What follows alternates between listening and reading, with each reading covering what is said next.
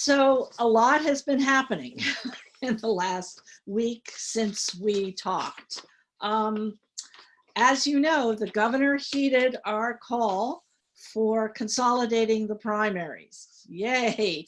We no longer have to worry about how we are actually going to conduct an election at the end of April, because unfortunately, all of the news about this health emergency indicates that we are not going to be out of it by April 28th. So by executive order this past weekend, the governor has consolidated all of the primaries into one date, which is June 23rd.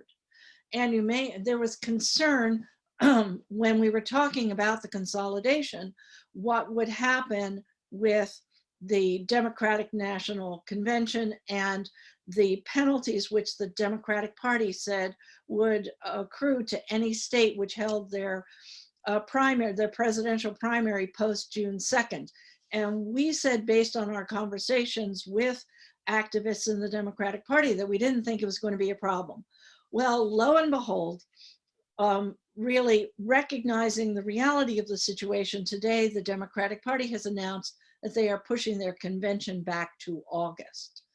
And I assume that the various dates having to do with when convention delegates are chosen and designated are going to move back as well. So that no longer remains a concern. And we know that our primaries now have been pushed back. That raises a whole other set of issues, which we're working with election administrators and with the legislature to address. As we talked about in prior town halls, we want to see the requirements for absentee ballots significantly loosened. And there is a bill pending in the legislature to do that. We also want to see voters be able to request absentee ballots by email and by fax. And we hope that the legislature is going to address that issue as well, which raises the other issue that we've talked to you about, which is the legislature has to stay in session. Right now, they are still struggling with the state budget. And I hope in a future town hall that will bring in one or two legislators who've been involved in the process of putting together this year's difficult emergency budget to talk to us about what's in it, what isn't in it, and how the process really evolved this year. A process which frankly we at Common Cause have been critical of in the past, and frankly remain, if anything, critical of it this year, because it is even less transparent and even more opaque than budgeting has been in the past. That's an issue. Budget reform is something that we'll be taking up in the future. But now that the primary has been continued and consolidated back into June, one of the big challenges, irrespective of any changes that are made in election administration procedure, is just letting voters know that it's actually been moved. I'm very sorry to report that numerous upstate counties went ahead and sent out their notification postcards to voters before the governor issued his executive order. And this week, I understand, upstate voters in some counties are getting postcards from their boards of elections telling them incorrectly that the presidential primary is going to be on April 28th. We're expecting that at some point the boards will send out corrective notices, but this is going to cause a lot of confusion. There are a lot of voters who don't pay attention to notices from the board, or, oh my goodness, we have been joined by Assemblymember Deborah Glick, whom I had invited to join and who was involved in the budget negotiations, but she's taken time out of a very stressful and busy day to join us. So I would very much like to cede the floor to Assemblywoman Glick. Deborah, are you with us? And thank you very much for the invitation. As I said to you in our messages, I'm pinch hitting for Helene Weinstein, who has been recovering from the coronavirus. And so I've been chairing Ways and Means meetings, and we have another one coming up, not not immediately. I have a little time, but we have been putting in very long days this week, and which happens all the time around the budget, but there is the added stress. Friends have people in the hospital, loved ones. People are not sure how to keep themselves protected in a work environment. Our processes have changed in order to limit our exposure to each other. We've been doing our conferences as you are doing tonight via Zoom, and it's been challenging. And I won't belabor that. Let me just quickly say that this budget is in many ways like every budget, and in some ways different.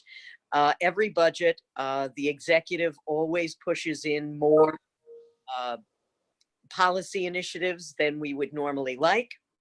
And we have tried in very short order to try to negotiate three-way on a number of items. So there are good things and there are bad things in every single bill.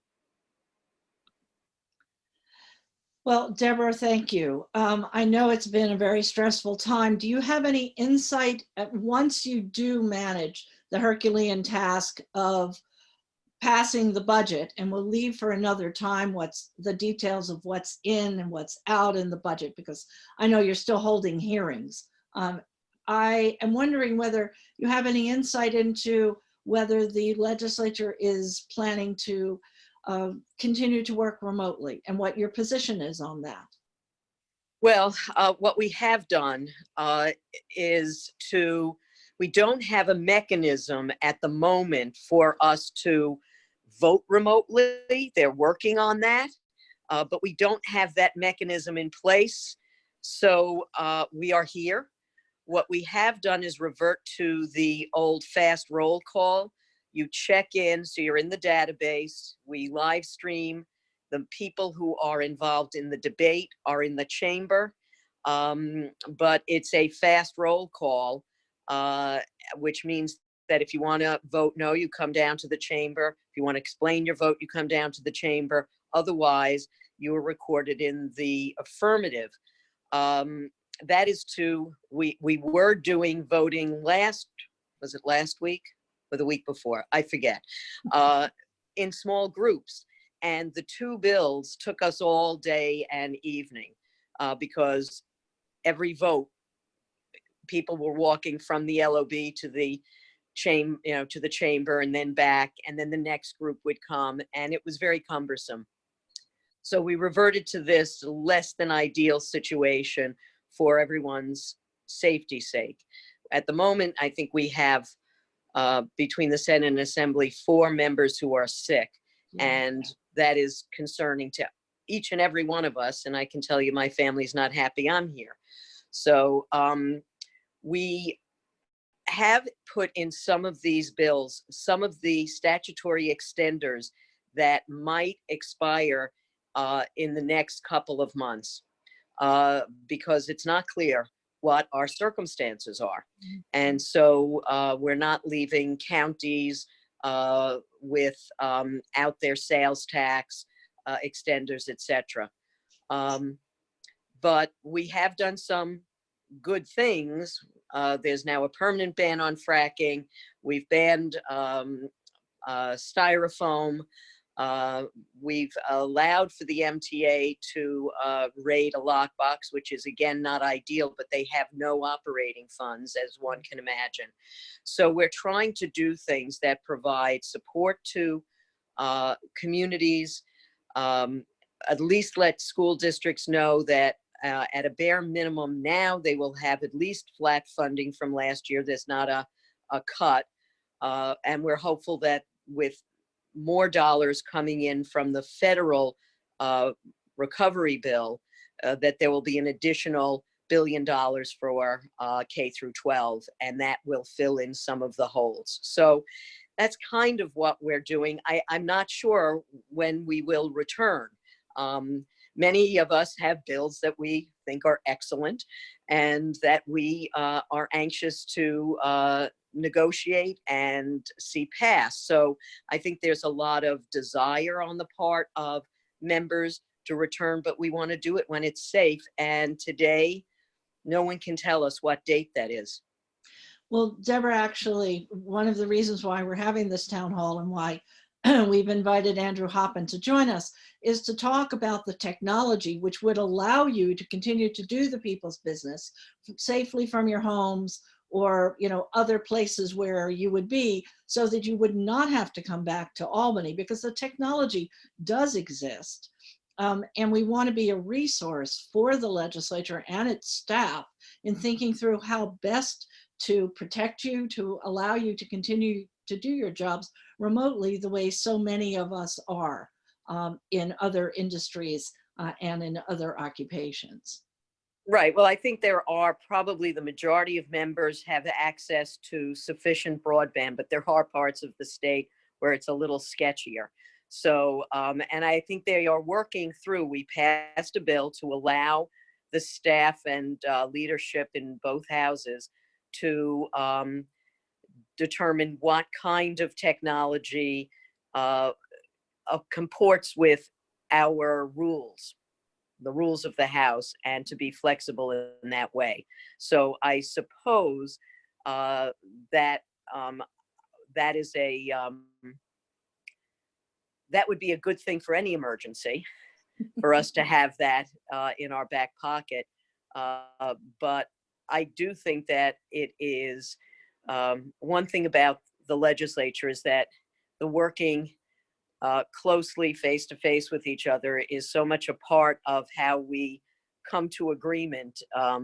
I think it'll be a little more cumbersome to try to do all of that kind of negotiation remotely. But where clearly we are trying to figure it out, not just for now, but for potential future emergencies. Though I'm an optimist, so I'm hopeful that sometime in June or July, we will be free to return.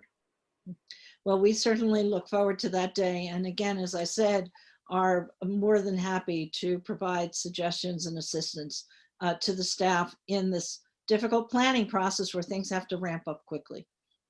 Thank you so much. And offline, send me contact information. I'll pass it along. Great. Thanks so much for joining us. Really appreciate your taking the time. Well, thank you. I very much respect Common Cause and everything that the various organizations do to raise our consciousness. Great. Thanks again and stay well. Thank you. Okay. Bye. Bye-bye. So we will indeed be talking about ways in which the legislature can work remotely. As you've heard, they're trying to figure this out. Things are very much in flux. There's no question that it's a lot easier to negotiate in person. I think we're all feeling that in our jobs and in our personal life. These are just not ideal times. And hopefully the legislature and its very capable staff will come up with the right solutions. But before Deborah joined us, I was going to tell you that we're anticipating needing a lot of volunteer help to get the word out to as many voters as possible that the presidential primary has indeed been continued. And if, as we hope, the vote by mail, the absentee rules are loosened, to provide information about that. So please stay tuned, look for emails, and basically ways in which you can get involved to help get the word out, to educate voters, and to be sure that our democracy continues to function, that elections take place as they need to, even in this emergency. So I am more than happy to introduce Andrew Hoppin. And actually, yeah, sorry, to introduce Andrew Hoppin, I am going to ask Natalia if she can put up the part of the poll that lets people let us know what activities they're interested in taking. We're asking folks to participate in a photo petition that we talked about previously, and some folks have done that. And we're going to re-up that request and provide you with information before the end of the call on how to do that. And also, we're going to be asking people to call their state representatives, their legislative representatives, assembly members and senators, to be sure that they know that you want them to work remotely and you want them to pass the bill which would loosen absentee ballot requirements. These are alerts we've sent out this past week. We're going to re-up them. And certainly if you are signing up for our action team, you're going to get more detailed information on both of those asks. So, as I said, very pleased to have Andrew Hoppin join us today. From 2009 to 2011, Andrew was the first ever Chief Information Officer for the New York State Senate, where his team opened up thousands of data sets for the first time and published all of its code in the first government GitHub repository in the world. Andrew was selected by GovTech as the 2010 New York State Public Sector CIO of the Year and by Information Week as one of the Government CIO 50. Andrew is currently CEO of Cover Us, a Brooklyn-based startup working to help Americans better afford their health care. And so I'm going to ask Andrew to talk to us a bit first about the systems that he helped set up that the Senate has in place, and then we can transition to some of the technologies that might be available to help the legislature work remotely. Andrew.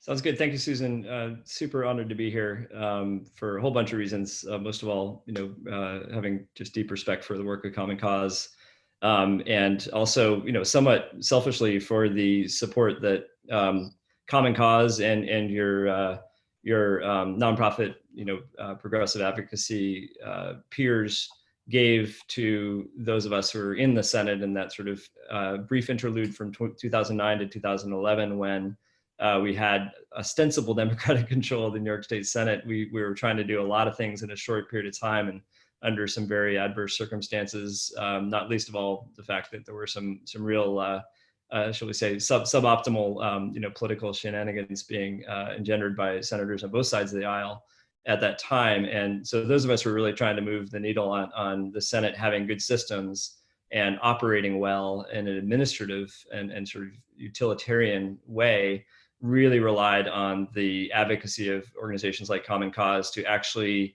focus senators in a very chaotic and sort of abjectly partisan circumstance on things that did matter, that were truly apolitical. And frankly, very little of what our team was able to accomplish at that time, which I'll get into in a minute, would have been possible without the public call to action and public support of organizations like Common Cause for the things that we were working on. Because I would say for most senators at the time, it was not the thing that they were focused on, opening up information and getting more New Yorkers involved, given the political chaos of that day.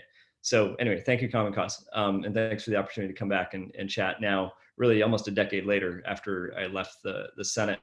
And the context here is that we know that we need our elected bodies to govern more than ever now in the midst of a crisis. And we know that they have to do it in a different way in order to be safe as a practical matter.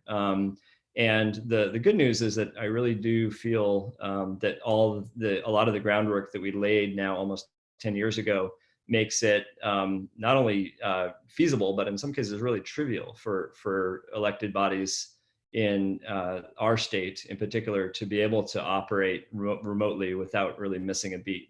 And that's a subjective opinion, but I'd like to sort of take you through a little bit why I think that.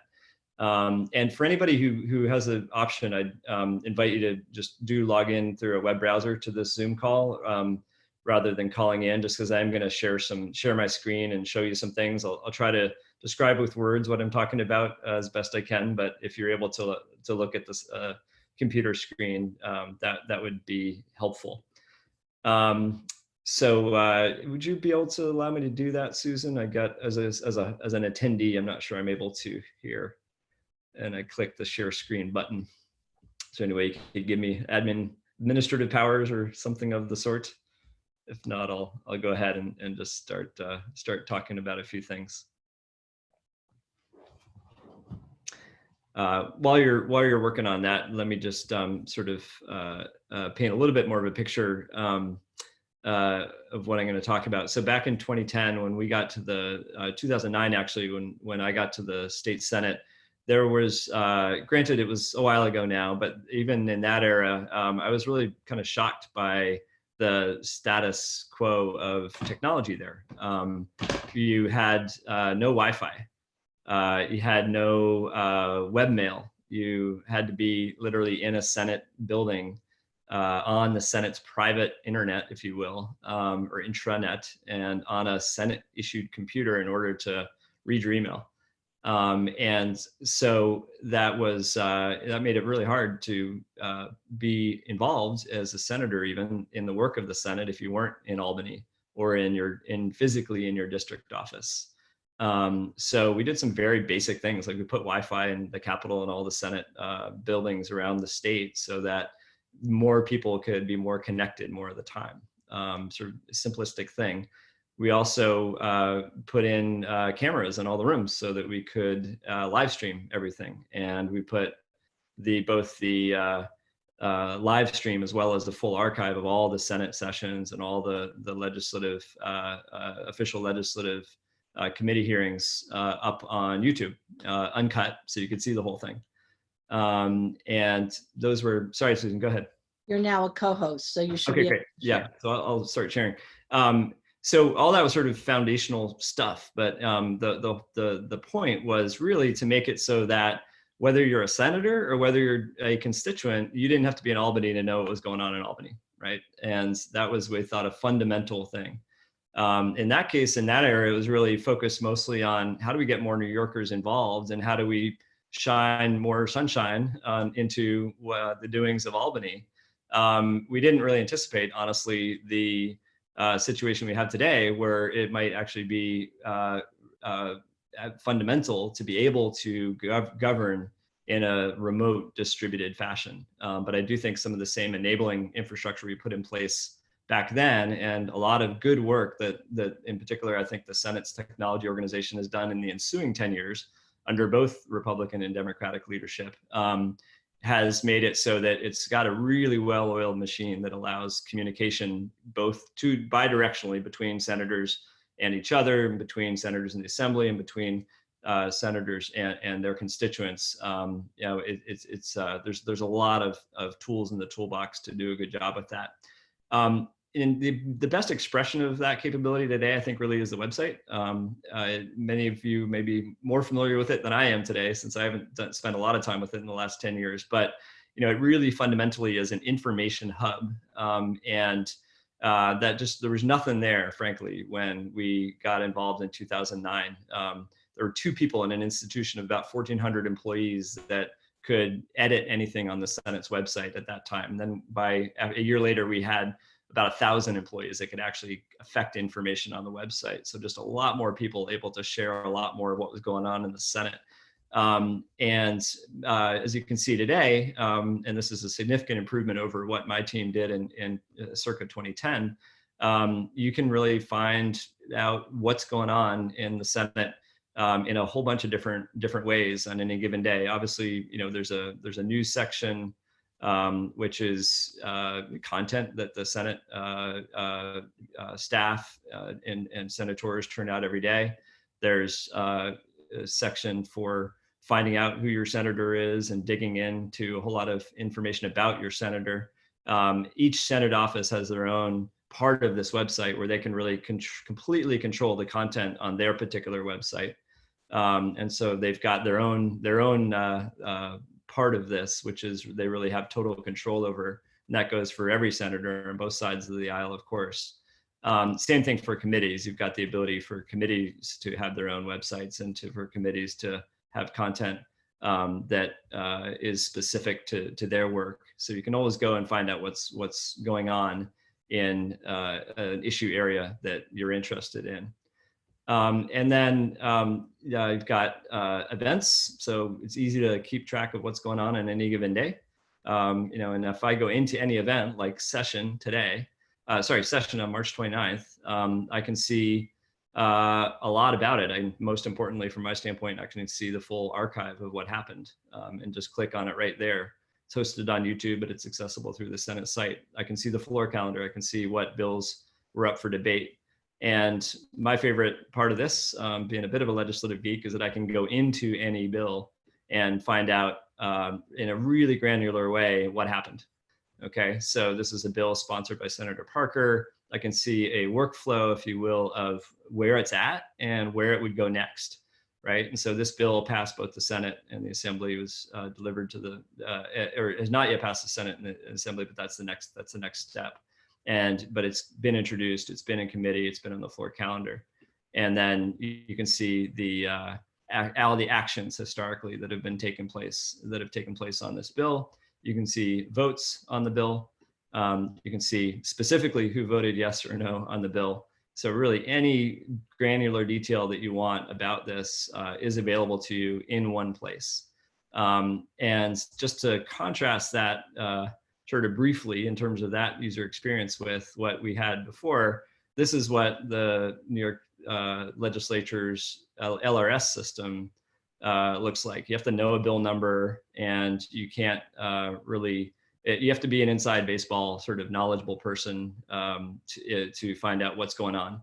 And we felt like that was limiting in terms of the empowerment of New Yorkers to actually find out what's going on in their lawmaking bodies. And so we said, let's make it so that, we if we don't know much about legislation, could find out what's going on and get involved. And the get involved part of this, I think, is really, really neat, frankly. You can actually go ahead and say, yes, I support a bill, or no, I don't support a bill. You can also put in your email address and get status updates. So you don't have to remember to come back to the website. You can get notified when there's an update to a bill. Now, little sort of not so secret, but important sort of corollary to everything I've just said in service of transparency is that one of the reasons that I believe, this is my opinion, not fact, but that I believe senators really like this is because when you want to express your support for or against a bill, obviously that's important input for your senator. It's also a way that they can build a relationship with you as a constituent and get your email address and have the ability to continue to communicate with you as a constituent. So I think that's a good thing, but it's just something to keep in mind that, part of this is certainly transparency. Part of this is helping senators and to be able to be good representatives in terms of being in touch with you and frankly, having your information to be able to be proactively in touch with you if you've said, hey, yeah, I'm interested. So here's what it looks like if I go in and say, I want to say yes on a bill. If I haven't already created an account, this is very unusual for a legislature. I, as a New Yorker, can actually create an account on my Senate's website. I can put in my name, I can put in my address, I agree to the terms, and then it'll go ahead and create an account for me. And it'll tell me who my senator is, which is something that unfortunately I think a lot of us New Yorkers don't know off the top of our head, much as I wish it were otherwise. And then I can go ahead and finish that. My vote is recorded. If I go ahead and confirm my email, I'll now be on a list, and my senator will be able to reach out to me about the bill that I just expressed my support for. And that's a feature that I feel we at Common Cause and our membership has not used to the fullest at all. And I think that's something we're going to start asking people to actually get on the website and express their opinions about the bill as a very direct way to show support. That's great. Yeah, and I can tell you, at least some years ago now, senators really do pay attention. They really do care. They've got a lot of information management tools inside their offices that help them really take this kind of input and have it be part of their consideration in terms of what they actually do with legislation that they're being asked to consider.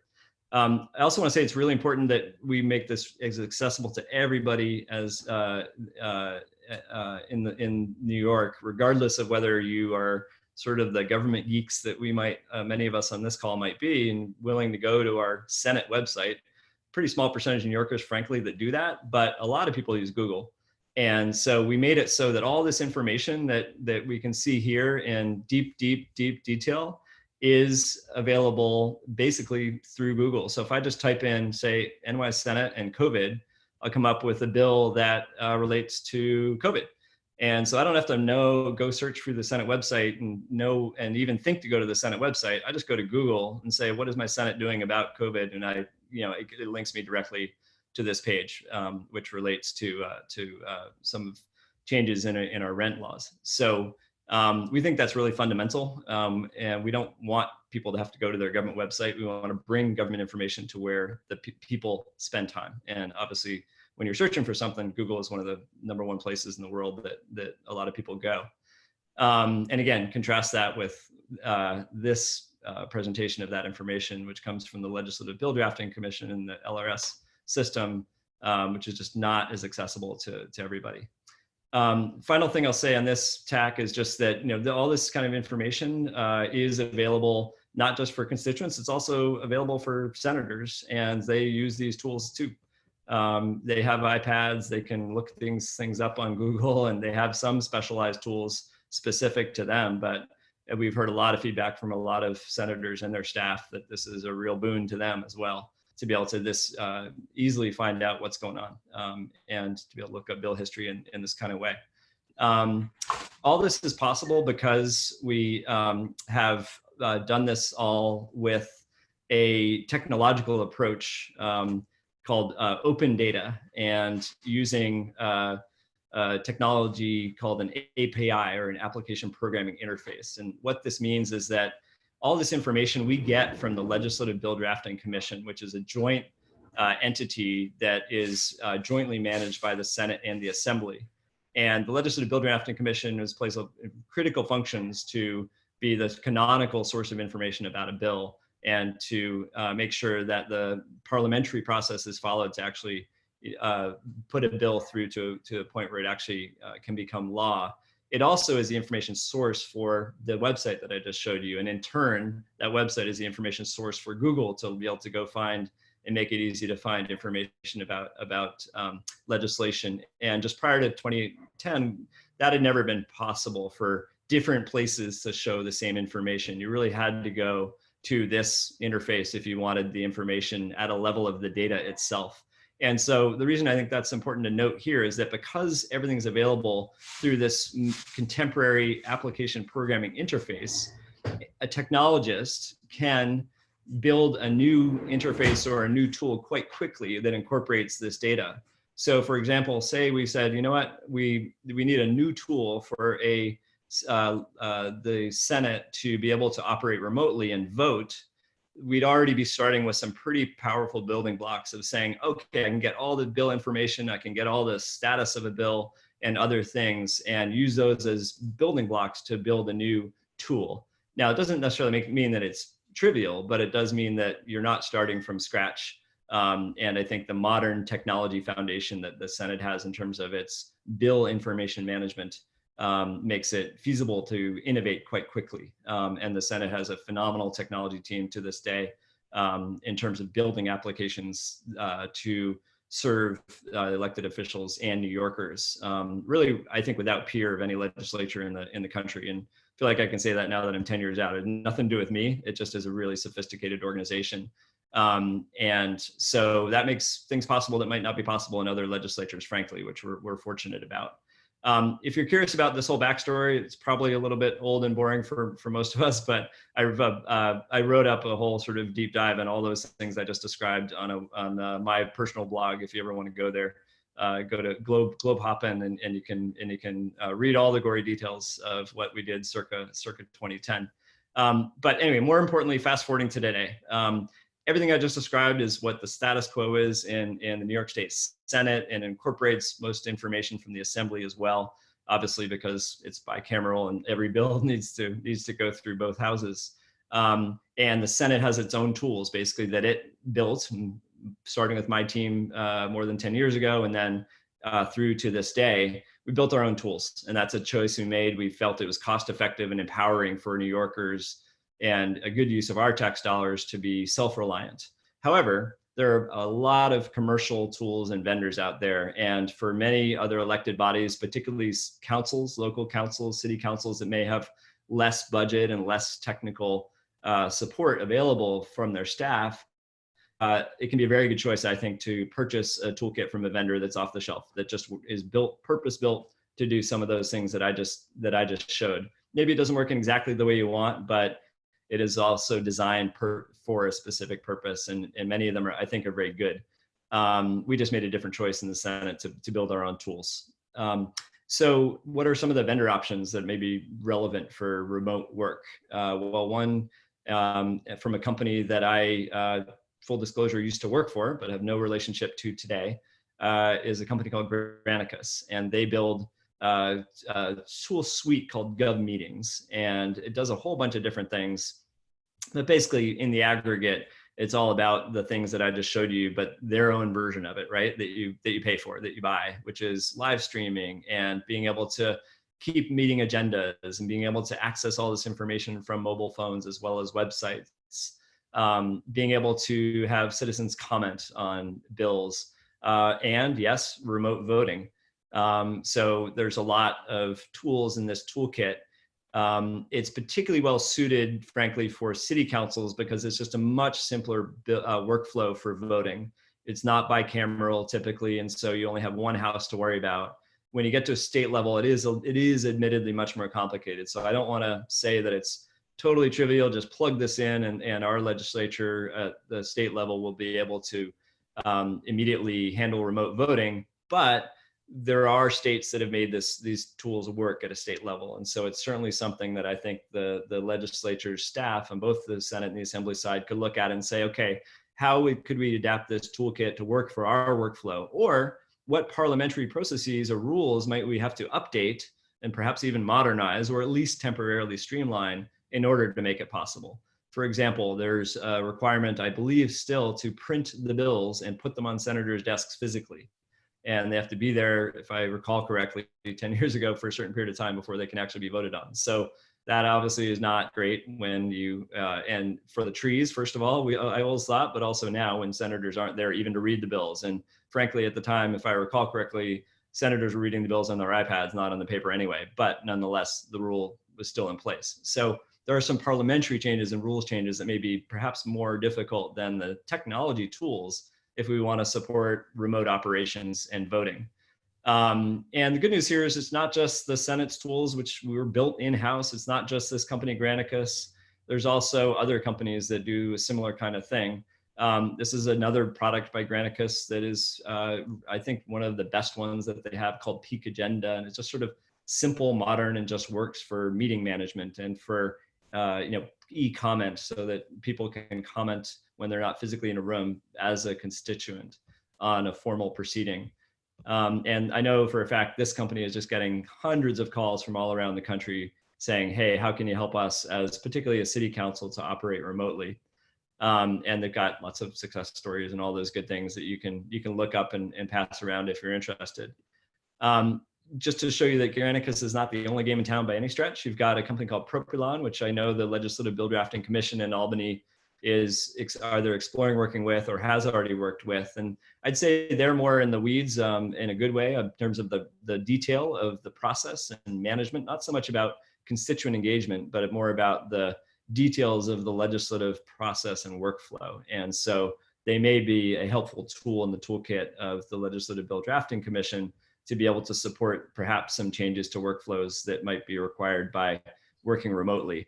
And again, they're a known quantity to the Legislative Bill Drafting Commission, have been vetted, my understanding is. And so again, if you look at the possibility of supporting remote voting, there are companies you can go to like Propylon or Granicus that may be able to help support that change if, again, the rules permit it.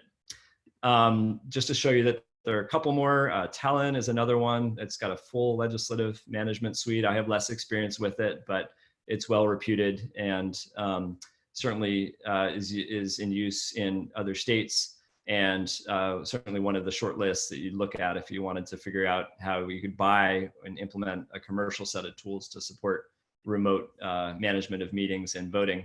And then finally, PrimeGov is another one that I don't, again, know as much about, but that has workflow tools that can actually help you manage the process of getting a bill into law, manage the process of a official committee meeting that has parliamentary relevance, and also in some cases engaging constituents in that process. So I'm not at all savvy enough to adjudicate which of these tools are the best fit, but the good news again is I think we have sophisticated legislative technology professionals in both the Senate and the Assembly that are competent to evaluate tools like that and to make good calls about what might be a fit if indeed you need a commercial tool at all.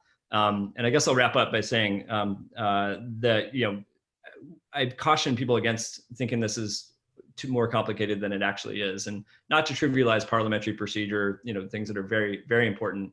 But as long as you can be transparent about what you're doing, I think there are ways, especially in a short period of time, to evolve process so you can actually check the fundamentally important boxes, but do it in a different way. For example, I know in the City Council of Troy, they're contemplating doing something like on a Zoom call, just like this, having the journal clerk just watch the individual city council member say aye or nay on a bill, and then writing that down on paper. And then from that point forward, following everything else that's exactly the way that they've already managed their process in Troy. It's just that now the journal clerk is watching the city council member on the Zoom video screen rather than in person. And literally that simple is my understanding. So again, admittedly, states are more complicated, but I do think there are some sort of good enough solutions that don't cost a lot of money that could be technologically simple that may be feasible to implement, again, if you're willing to adjust the parliamentary process and the rules where necessary. So anyway, that's long-winded enough. Thank you for your patience and listening to me.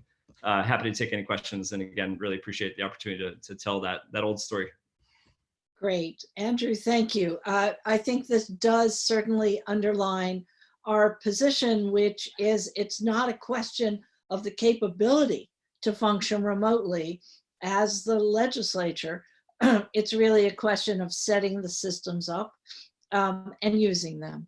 And so, we are definitely grateful that we have Andrew's expertise to share with you, and really to show that this is a very doable thing for the legislature. And we hope to provide them with suggestions. And certainly we hope that you will let them know that you think it's very important that the legislature continue to function during this difficult time. And we're going to put the poll back up for those of you who didn't have an opportunity to answer it, to let us know whether you agree with us that the legislature should stay in session after the budget, whether you believe that they should be holding committee meetings, and to let us know what actions you'd like to take. And before we go to questions, and I know we have a bunch and we're definitely going to get to them, I do want to say that this is a very unusual time for all of us.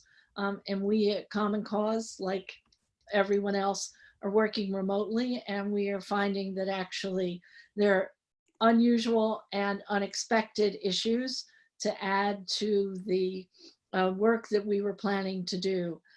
We think that the process of educating voters to the changes in the primary and any changes that are made in procedure are going to be a really important and really large task.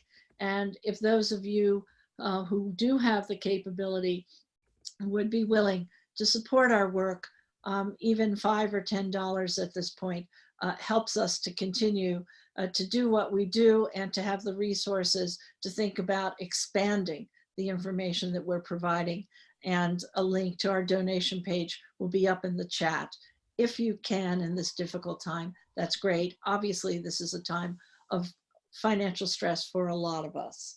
And so I'd like to go to the questions. And I'm going to alternate. There are questions that have been identified for me and questions identified for Andrew. And I'm going to start with a question to Andrew. How long does it take to actually install one of these systems and get them running smoothly? So I'd have to overgeneralize a little bit, obviously, because each one's a little different, and some of them I don't know, intimately. But the answer is basically days, not weeks. Granicus, if you call them, will tell you, well, if you want to set up new live streaming and cameras in the rooms and all that, that'll take weeks, right? But thankfully, we already have those capabilities in the Senate and have for a decade, and on the Assembly side, I believe, as well. So the software that doesn't require any in-building installation of any equipment is really straightforward and turnkey. So that Peak Agenda tool from Granicus, for example, I think they actually offer to set up free pilots now for a month, and it takes them hours to set it up. Now, figuring out how that fits into the workflow of the institution, and again, do any rules need to be changed, and training staff for the use of it, that can all take time, and that's somewhat specific, obviously, to the specific legislative body. But the software itself is just kind of does what it does and is quite quick and straightforward to set up. Okay, great. Thank you. A question for me from Myra. My understanding is that the Senate passed a resolution to act remotely. Is it only a matter of passing an Assembly resolution? So we know that both houses passed resolutions to allow remote voting. And as Assemblywoman Glick just told us, they both have passed authorizations to their staff to begin to look into the question of how can they function remotely. So I think it's really a question of, I'm glad to hear that the staff had been authorized, because as of a day or so ago, that was not apparent, and we were very concerned that time would be lost. Traditionally, the legislature goes on hiatus for 2 weeks after the budget because it's so exhausting to get through the budget process. And it's our hope that the staff will be using that time to set up the necessary remote features that would allow the legislature to conduct its regular business remotely. And so it seems they've taken the necessary authorization steps, and now they've really got to operationalize it. Let's see, another question for Andrew. Features about constituent support for a bill sounds great, but how many people actually know about this? Should the advocacy groups be publicizing this, especially now that we can't go up to Albany to lobby? Andrew, do we have any way of knowing how many people use this? So I don't have up-to-date information. I know that the senators love it, and I think that's because they get a lot of input. So I can't unfortunately quantify what a lot means, but they seem to feel like it's a meaningful point of intersection with their constituents. More is absolutely better in my view. I think that it's a very efficient way, both for constituents and also for senators and their staff, to actually have a real feedback loop, right? So, there's a bit of an issue, I think, in many legislatures of the squeaky wheel getting the grease, and lobbyists being often those squeaky wheels. And I think we're really trying to level the playing field by making it all possible through a website that anybody can access for free, and where it's simple and intuitive to find what you're looking for and express your voice. And I think senators and their staff agree as well. There's sort of a scaling problem. One reason I think, this is an opinion again, but lobbying is such a big industry, is that senators and other elected officials can't literally have a conversation with all their constituents all the time. It's just not practical, and have small staffs in many cases. So they listen to the people that they can have a finite number of conversations with. I think we can collect data from this expression of your support or not on a website that allows your voice to be heard, but in a way that a small staff and a busy senator representing hundreds of thousands of people can actually take in and actually make use of. So I'm a little bit biased, but I'm a big fan. So is there a notification feature to this? I'm curious if we are able to send several hundred or even 1,000 people to comment on a bill through the website, does the office of the bill sponsor or the committee counsel, do they get notification, or do they have to go and check? So that's a great question. My understanding is the sponsor of the bill absolutely gets this data. I believe also your particular elected official gets this data. So in other words, your senator and the sponsor of the bill, I may have this wrong, but this is my recollection from a long time ago, that your specific senator and the sponsor of a particular bill that you're weighing in on both receive the data that you said aye or nay and something about who you are. So you do want to be okay not having the senators know that it is you. You're putting your voice on the record in a way that is identifiable to you, is my understanding. So in some cases, people may not want to do that and should be aware of that. But that's how this particular interface for expressing your voice works. So, the second part of the question, which came from Tay Revez, was shouldn't advocacy groups be promoting this?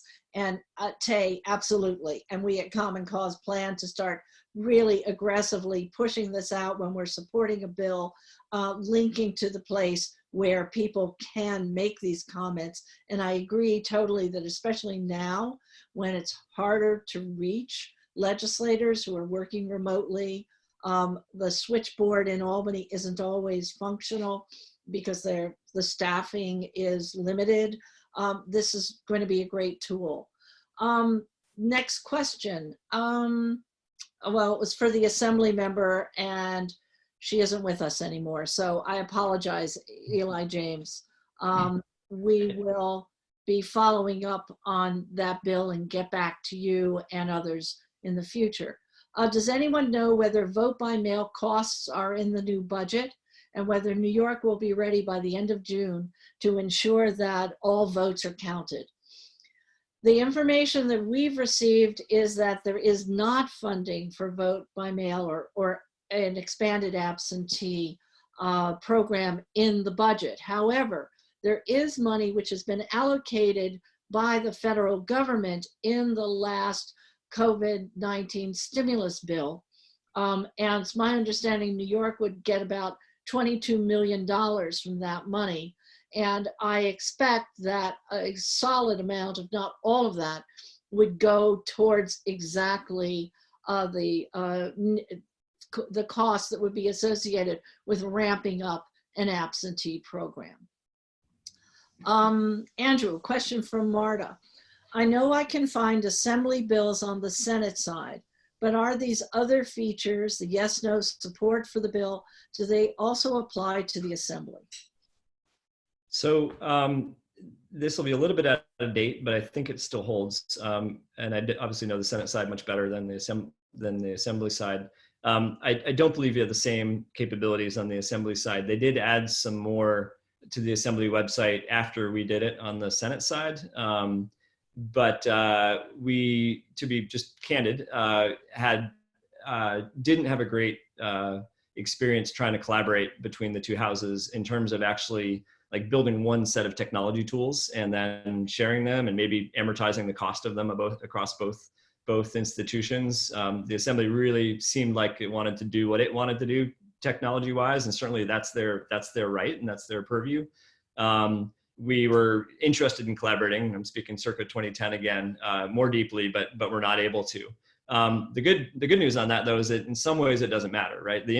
Our whole philosophy was the information should flow to wherever it is useful and where people are able to do the work to make it accessible. So I don't care if you go to the Senate site. I don't care if you go to the LRS system, if you know how to use that thing. I don't care if you go to Google. I don't care if you go to the Assembly site. I just want you to have access to the information and have a voice. And by taking the information, the key thing technologically was getting that information from the Legislative Bill Drafting Commission in a contemporary form so that contemporary technologies could make use of it. Then we had an easy time putting it on the Senate website, an easy time having Google find it. And the Assembly, I presume, has the similar capability to have an easy way to put it on its website in the ways that it wants. So that's good news. Like let 1,000 flowers bloom as long as the data itself is accessible. And that's really the fundamental thing. And we're fortunate in New York to have it in the form that it is from that perspective. So we don't really have the answer of whether if you make your comments to an Assembly bill, if it's going to get to the Assembly member, but I can tell you that currently the Assembly bill lookup is linked to the LRS. You have to know the bill.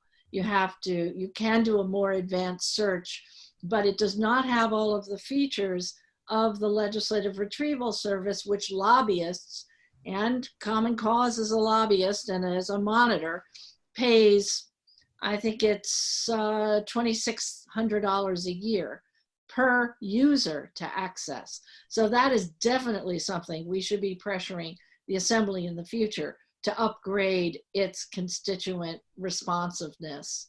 A question from Deletta: why can't we have permanent no excuse absentee ballots like Hawaii has? Good question. We don't have that in place right now because there's a New York State constitutional requirement that you're only allowed to get an absentee ballot if you satisfy certain conditions that are in the state constitution, that are in essence that you have to be too ill to get to the polling place, or you have to be absent from your county of residence, or in the case of New York City, outside of New York City on election day. So it requires a constitutional amendment to get us to no excuse absentee. But the good news is that we are on that path. In the package of voting reforms, which were passed at the beginning of this two-year legislative session in January of 2019, both houses of the legislature passed the necessary constitutional amendment resolution that would remove the requirements that you have to have a justification to get an absentee ballot, that you have to have an excuse. The process of amending the Constitution means that those two resolutions the resolution has to be passed a second time by both houses of the legislature in the next legislative session, which starts January 2021. It's going to be our goal to get them to pass it in January 2021. Then it goes to the voters, and our goal is to have it on the November 2021 ballot so that by January 2022, New York will be a no excuse absentee state, and you can apply for permanent absentee status as you can in Hawaii or California, or you can just request an absentee ballot on a election by election basis much more easily. Question for Andrew from Andrew Gill. Which would a legislature put more weight on? A phone call expressing support for a bill or expressing support via the website? So you really would have to ask senators and their staff to get a meaningful answer on that.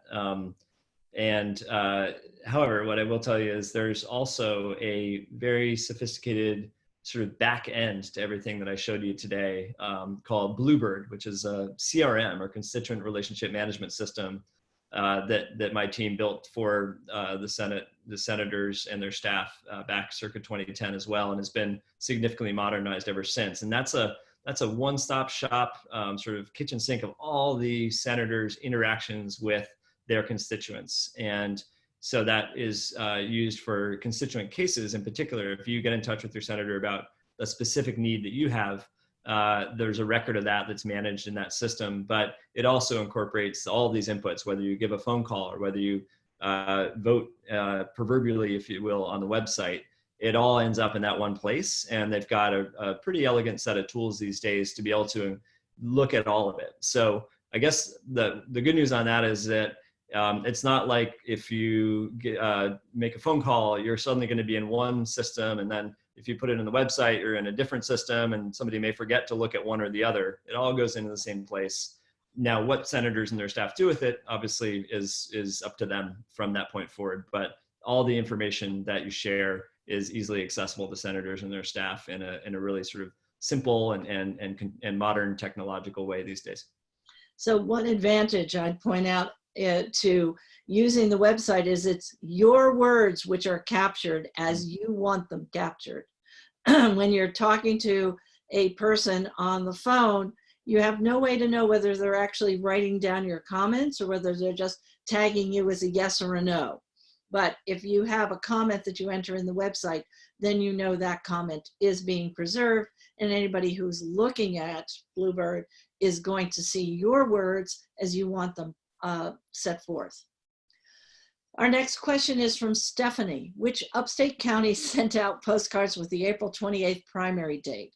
I don't have a complete list. I know for sure that Rensselaer did, and we're trying to ascertain which counties jumped the gun and sent out incorrect information.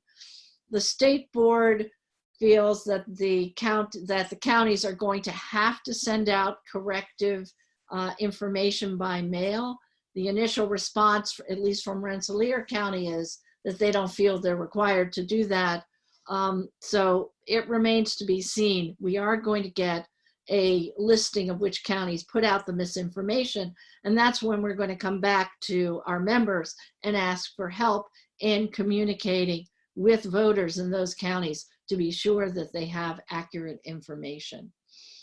Last question for Andrew, also from Tay Revez. Is the Assembly going to install the constituent feedback technology? I have even 10 years ago, I had no idea what the Assembly would do or choose to do, because the two houses really do operate in their own domains. You know, the tools, by the way, everything I showed you today is open source, meaning it's not, it's paid for by our tax dollars and it's available to anybody for free. So when Susan mentioned at the outset, we were the first government GitHub repository in the world. GitHub is a place where programmers can put software code and share it. And so everything that we built with your tax dollars in the New York State Senate's technology organization is by default published on GitHub. And we just happen to be the first government in the world, literally, to use GitHub in this way. And that means anybody else can take it, and you don't have to pay anybody for it. You don't have to, and therefore the tax dollars that we invested on the Senate side could be further leveraged by another body like the Assembly, and added to it, could be improved upon by the Assembly perhaps, and then that improvement could be shared back with the Senate. And you know, I just sort of like that idea, and I think it's the right thing when you're talking about tax dollars paying for technology in the first place. And even at the federal level, code.gov is a version of this at the federal level, where agencies share software code with each other. So suffice it to say, I'd be a big fan if the Assembly did it, but I also totally respect their right to make their own choices. They're responsible to their Assembly members first and foremost, and then in turn, of course, to all of us as constituents. But two houses have always had a bit of a different culture and approach when it comes to technology, I think. But I think, Tay, this really highlights an interesting area for us to start talking to the Assembly to say, it's really time to be part of the 21st century and allow your constituents to get more information and communicate more directly with you online. And this current public health emergency just underlines the necessity for them to modernize further. We've got a question from Kathy Walters. Is Common Cause still in support of the Biaggi bill on absentee voting in New York? The BOEs would have to streamline the process so applicants can apply via phone, email, and have the ballot subsequently sent. Yes, Kathy, we are definitely still in support of the Biaggi bill, and we definitely know and are advocating for streamlining the process so that anybody can get an absentee ballot by email, by fax, by phone. And that's an ongoing discussion which we're having with members of the legislature. There's a senator in particular we've been working with on that approach, not just for this emergency, but permanently, that anybody would be able to apply for a an absentee ballot by email, phone, or fax anytime in the future without there being a public health emergency. And then last question is from Kitty. Would it be possible to list pandemic risk as a blanket reason for meeting the absentee requirement that the voter have a medical excuse? Kitty, that's exactly what the Biaggi bill does. It specifies that fear of contracting an illness or spreading an illness is a valid requirement under illness, that would be defined as an illness justification in our state constitution. And that's a particularly good way to approach this, because we don't have to override the Constitution with the challenges that that might affect. And it just codifies a uniform interpretation of current law, which, by the way, some counties have already implemented. Erie County has decided that illness under the state constitution includes a fear of getting sick or fear of making somebody else sick. And they've revised their absentee ballot application to have a new checkbox for exactly that as a reason to get an absentee ballot. Other counties are like, no, we don't buy that. So we need to have a uniform interpretation. And that's what the Biaggi bill would do, and say you have to accept an absentee ballot application if somebody is afraid of getting sick or making somebody else sick. So we were very pleased that Senator Biaggi introduced that bill, and the election administrators have indicated they're supportive of it because they think it's the right approach as well. So unless we have additional questions, I think we have come to the end of our questions and our presentations. I want to ask you again to please take part in the photo petition. It's a particularly good way to communicate with our elected officials by holding up a sign that says, you know, I'm working remotely and I want you to as well, and take a picture or have somebody else take a picture of you, send it in to us, and we're then able to post it to social media. Extra bonus if you have your own social media and you can direct that photo at your state senator or assembly member, they'll pick it up on their Twitter or Instagram or Facebook feeds, because they monitor those things very closely. They want to know what people are saying about them on social media, and they are responsive. It's a great way to show the breadth of support for this idea of having the legislature vote remotely. And if you go online to Twitter or to Instagram and you search for the hashtag democracy doesn't pause, you will see pictures of people who have posted their petition, their photo petition, what they want the legislature to do. And I'd like to give a shout out to our colleagues at Represent Albany, who have been helping to push out this idea and posting more pictures and requests to specific legislators with the hashtag democracy doesn't pause, all run together. So you can see how many people are taking part, and we want to really ramp up those numbers. So the information about the photo petition is in the chat. You can access it, copy it, and then take your own photos and email them in to us or post them yourselves. And of course, if you do have the ability and the interest to support our work right now, we would be very grateful. So we are, as I said earlier, going to have a virtual town hall on a weekly basis, except for next week when we are taking off for the second night of Passover.